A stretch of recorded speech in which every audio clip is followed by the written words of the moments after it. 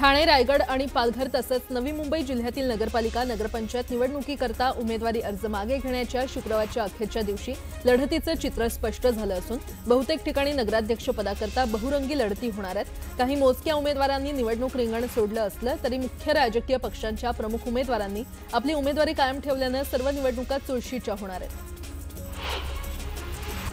वडगाव नगरपंचायत निवडणुकीमध्ये प्रचाराचा जोर चांगलाच वाढलाय। उमेदवार घराघरात जाऊन मतदारांच्या भेटी घेत आहेत। भाजप, आरपीआय, शिंदे गटानं राष्ट्रवादी काँग्रेसला थेट टक्कर देण्यासाठी वडगाव मावळमध्ये भाजप, आरपीआय आणि शिंदे शिवसेना गटानं एकत्र येत वजमूठ बांधली आहे। तळेगाव दाभाडे नगरपरिषद निवडणुकीमध्ये अर्ज माघारीच्या अखेरच्या दिवशी मोठी घडामोड झाली। एकूण 32 उमेदवारांनी माघार घेतली आणि त्यामुळे एकत्रित 39 अर्जांची माघार नोंदली गेल्यानं 19 जागा बिनविरोध ठरलेल्या आहेत। जळगाव जिल्ह्यातील स्थानिक स्वराज्य संस्थांच्या निवडणुकीची रणधुमाळी शिगेला पोहोचली आहे। माघारीची प्रक्रिया पूर्ण झाल्यानंतर आता 16 नगरपालिका आणि 2 नगरपरिषदांसाठी एकूण 1632 उमेदवार रिंगणात उभे आहेत। यातून 1555 उमेदवार नगरसेवक पदासाठी तर 77 उमेदवार नगराध्यक्ष पदासाठी निवडणुकीच्या रिंगणात आहेत। नगरपालिका आणि नगरपरिषद निवडणुकीमध्ये भाजपनं सेंचुरी पूर्ण केली आहे। भाजपच्या 100 नगरसेवकांची बिनविरोध निवड झाल्याची माहिती भाजप प्रदेशाध्यक्ष रवींद्र चव्हाण यांनी दिली। निवडणुकीआधी भाजपचे 3 नगराध्यक्ष आणि 100 नगरसेवक बिनविरोध निवडून आले। धुळे जिल्ह्यातील दोंडाईचा नगरपालिकेमध्ये भाजपनं ऐतिहासिक कामगिरी केलेली आहे। भाजपच्या नगराध्यक्षासह सर्व 26 नगरसेवकांची बिनविरोध निवड झालेली आहे। विरोधातील सर्व अर्ज मागे घेतल्यानं भाजपचे सर्व उमेदवार विजयी झालेत। दोंडाईचा नगर परिषदेवर भाजपचा झेंडा फडकल्यानंतर पालकमंत्री जयकुमार रावल यांच्यासह कार्यकर्त्यांनी जल्लोष केला। जयकुमार रावल यांनी डीजेच्या तालावर ठेका धरला। धुळ्यातील दोंडाईचा नगर परिषदेतील यशानंतर मुख्यमंत्री फडणवीसांनी मंत्री जयकुमार रावल यांना फोन करून शुभेच्छा दिल्या। यावेळी त्यांनी दोंडाईचा मधील जनतेचे आभार मानत अशाच पद्धतीनं भाजपवर विश्वास दाखवत राहा असं आवाहन केलं। आमचा प्रयत्न महायुती म्हणून लढण्याचा होता। प्रत्येक पक्षाच्या कार्यकर्त्यांची स्वबळाची इच्छा होती असं वक्तव्य सुनील तटकरे यांनी केलं। तर निकालाच्या दिवशी बहुसंख्य नगरपालिका महायुतीच्या ताब्यात असणार असल्याचंही ते म्हटलं।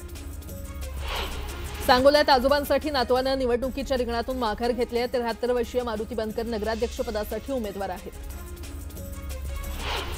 कराडच्या मलकापूर नगरपरिषद निवडणुकीमध्ये राष्ट्रवादी, शिवसेना आणि भाजप अशी तिरंगी लढत होणार आहे। मलकापूर नगरपरिषदेमध्ये भाजपनं 6 जागांवर बिनविरोध विजय मिळवलेला आहे तर 16 जागांसाठी 41 उमेदवार रिंगणात आहेत।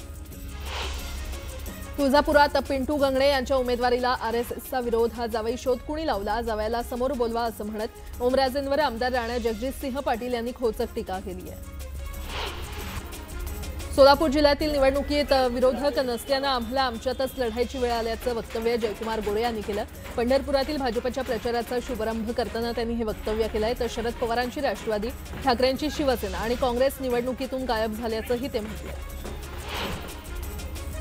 बदलापूर नगर परिषदेच्या निवडणुकीतून 22 उमेदवारांनी अर्ज मागे घेतलेत आणि यामुळे 141 उमेदवार निवडणुकीच्या रिंगणात राहणार आहेत। दरम्यान कुणाचा विजय होतो हे पाहणं महत्त्वाचं ठरणार आहे। सांगली जिल्ह्यातील 6 नगरपरिषद आणि 2 नगरपंचायत निवडणुकीतून 60 जणांनी माघार घेतली आहे। यामुळे 41 उमेदवार नगराध्यक्ष पदासाठी तर 594 उमेदवार नगरसेवक पदासाठी रिंगणात आहेत। लोहा नगरपरिषद निवडणुकीतून काँग्रेसच्या नगराध्यक्ष पदाचे उमेदवार सोनू उर्फ व्यंकटेश संगेवार यांनी माघार घेतली आहे। त्यामुळे आता भाजप आणि राष्ट्रवादीमध्ये थेट लढत होणार आहे। भुसावळ नगर परिषद निवडणुकीमध्ये चौरंगी लढत होणार आहे। नगराध्यक्ष पदाच्या लढतीमध्ये नगराध्यक्ष पदाच्या लढतीत भाजपकडून वस्त्रोद्योग मंत्री संजय सावकारे यांच्या पत्नी रजनी सावकारे रिंगणात आहेत। जामनेर नगर परिषद निवडणुकीमध्ये अर्ज माघारीच्या अखेरच्या दिवशी 3 उमेदवारांची बिनविरोध निवड झालेली आहे। त्यामुळे आता 27 उमेदवारांपैकी भाजपच्या नगराध्यक्ष आणि 9 नगरसेवकांची बिनविरोध निवड झाली आहे। कराडला नगरपालिका निवडणुकीमध्ये तिरंगी लढत होणार आहे। शिवसेना आणि शरद पवारांच्या राष्ट्रवादी एकत्र निवडणूक लढणार असून भाजप आणि काँग्रेस स्वतंत्रपणे निवडणुकीच्या रिंगणात उतरले। माळेगाव कारखान्याच्या निवडणुकीमध्ये विरोधात निवडणूक लढवणारे भाजपचे रंजन तावरे यांनी झालेला पराभव पाहता माळेगाव नगरपंचायत निवडणुकीमध्ये उपमुख्यमंत्री अजित पवारांची राष्ट्रवादीसोबत युती केली आहे। दरम्यान राष्ट्रवादीला 12 तर भाजपला 6 जागा देण्यात आल्या। परळीमध्ये महायुतीचे 2 उमेदवार विजयी झालेत। नगरसेवक पदाच्या दोन्ही उमेदवारांची बिनविरोध निवड झाली आहे। परळीमध्ये महायुतीच्या बाजूने पहिला निकाल लागलाय।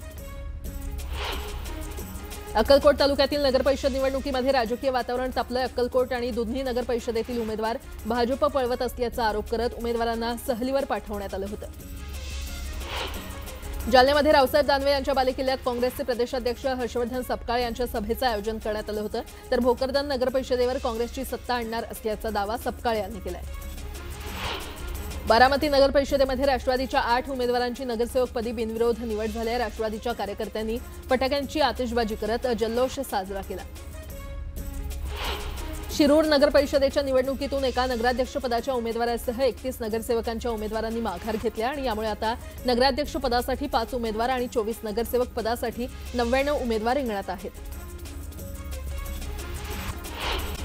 हिंगोलीमध्ये भाजपच्या महिला पदाधिकाऱ्यानं शिवसेनेमध्ये पक्षप्रवेश केला। आश्वासनानंतरही तिकीट न मिळाल्यानं ज्योती वाघमारे यांनी संतोष बांगर यांच्या उपस्थितीमध्ये प्रवेश केला।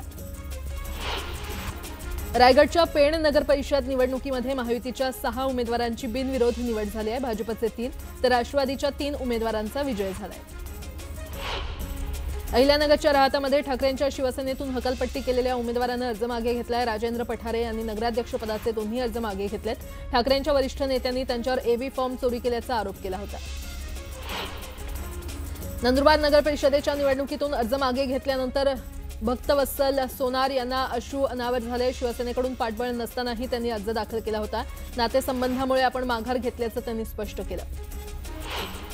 शिर्डी नगरपरिषदेच्या निवडणुकीतून भाजपच्या उमेदवार मनीषा गोंदकर यांनी माघार घेतली आहे। यामुळे अपक्ष उमेदवार छाया पोपट शिंदे यांची नगरसेवकपदी बिनविरोध निवड झाली आहे।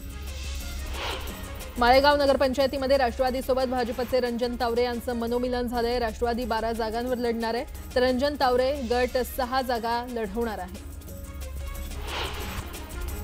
दौंड नगर परिषदेच्या निवडणुकीत राष्ट्रवादी आणि ठाकरेंच्या शिवसेनेनं युती केली। एकमेकांविरोधात लढणाऱ्या पक्षानं युती केल्यानं दौंडमध्ये जोरदार चर्चा आहे। ठाकरेंची शिवसेना 1 जागा आणि राष्ट्रवादी 25 जागा लढणार आहे। सिल्लोड नगर परिषदेच्या निवडणुकीतून 12 उमेदवारांनी अर्ज मागे घेतले तर 2 नगराध्यक्षपदाच्या उमेदवारांनी माघार घेतली। दरम्यान मोठ्या संख्येनं कार्यकर्ते उपस्थित होते। हिंगोली नगर परिषदेच्या वॉर्ड क्रमांक 17 मधून भाजपच्या गजानन सोनुळे यांनी उमेदवारी मागे घेतलेली आहे। आतापर्यंत भाजपच्या 3 उमेदवारांनी अर्ज मागे घेतलेत। मंचरमधून राष्ट्रवादीच्या वंदना बाणखेळे यांची नगरसेवकपदी बिनविरोध निवड झाली आहे। नव्यानं स्थापन झालेल्या मंचर नगरपंचायतीमध्ये पहिली नगरसेविका होण्याचा मान त्यांनी मिळवलाय।